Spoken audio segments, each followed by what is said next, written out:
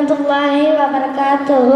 நபி ஸல்லல்லாஹு அலைஹி வஸல்லம் அவர்கள் தன்னுடைய வாழ்க்கையில் பல அற்புதங்களை நிகழ்த்தியுள்ளார்கள். மேலும் நமது நபித்துவத்தை நிரூபிப்பதற்காக பல அற்புதங்களை நிகழ்த்தியுள்ளார்கள். ஒரு முறை நபி ஸல்லல்லாஹு அலைஹி வஸல்லம் அவர்கள் குர்ஆன் ஓதிக்கொண்டிருந்தார்கள். அப்பொழுது அவர்கள் ஓதுவதை கேட்க ஜின்கள் வந்தன. அதை ஒரு மரம் சொன்னது என இப்னு மஸ்ஊத் ரலியல்லாஹு அன்ஹு அவர்கள் அறிவித்தார்கள். உஹது போரில் இப்னு ஜைஷ் ரலியல்லாஹு அன்ஹு அவர்களின் வாள் உடைந்து போனதும் நபி ஸல்லல்லாஹு அலைஹி வஸல்லம் அவர்கள் ஒரு பேச்சங்கிலை கையிலே கொடுத்ததும் அது வாளாக மாறியது. 3 ஹஜ்ரத் ஷார் ரலியல்லாஹு அன்ஹு அவர்களின் பத்ர் போரில் அவர்கள் கண்ணில் அம்பு தைத்தது கண் பல்தானது. அதன் மீது நபி ஸல்லல்லாஹு அலைஹி வஸல்லம் அவர்கள் தங்களின் புனித உம்மில் நீரை தடவி துஆ செய்தார்கள். எதுவுமின்றி எனது கண் சரியானது. அண்ணல் நபி ஸல்லல்லாஹு அலைஹி வஸல்லம் உமர் ரலியல்லாஹு அன்ஹு அவர்களுக்காக துஆ செய்தார்கள். உமர், யா அல்லாஹ், உமர் இப்னு கத்தாப் மூலமாக இஸ்லாத்திற்கு கண்ணியத்தையும் உயர்வையும் அளிப்பாயாக. அவ்வாறே ஆனது. அல்லாஹ் தஆலா உமர் ரலியல்லாஹு அன்ஹு அவர்கள் மூலம் இஸ்லாமின் மதிப்பை உயர்த்தினான். உலகம் இதை ஒப்புக்கொள்கிறது. 5 மக்காவின் காஃபிர்கள் நபி ஸல்லல்லாஹு அலைஹி வஸல்லம் அவர்களிடம் வந்து, உமது நபித்துவத்தை மெய்ப்பிக்க ஏதாவது ஓர் அற்புதத்தை செய்து காட்டுங்கள் என்றனர்.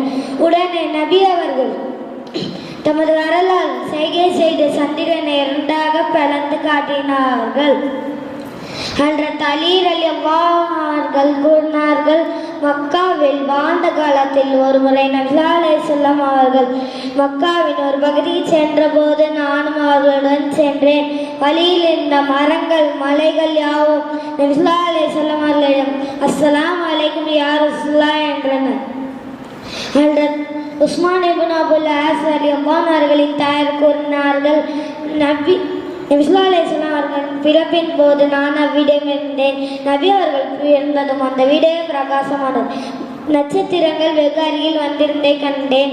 அவை என் மீது விழுந்தனமோ நான் கருத்தும் அளவிற்கு மிக சமீபத்தில் இருந்தன.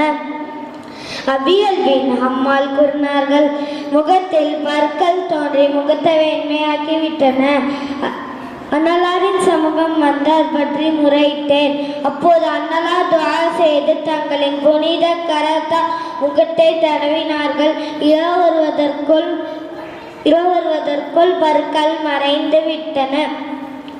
ஒரு போரில் குபைப் இப்னு அஸ்ஸாஃப் ரலியல்லாஹு அன்ஹு அவர்களின் தோள்பட்டைக்கும் கழுத்துக்கும் இடையில் வாள்பட்டு அந்த இடம் சற்று தொங்கிக் கொண்டிருந்தது. அதில் நபி ஸல்லல்லாஹு அலைஹி வஸல்லம் அவர்கள் தமது புனித உம்மில் நீரை தடவி சரி செய்த போது அது சீராகிவிட்டது. இப்படி நபி ஸல்லல்லாஹு அலைஹி வஸல்லம் அவர்கள் தன் வாழ்வில் பல அற்புதங்களை நிகழ்த்தியுள்ளார்கள், செய்து காட்டியுள்ளார்கள். அஸ்ஸலாமு அலைக்கும்.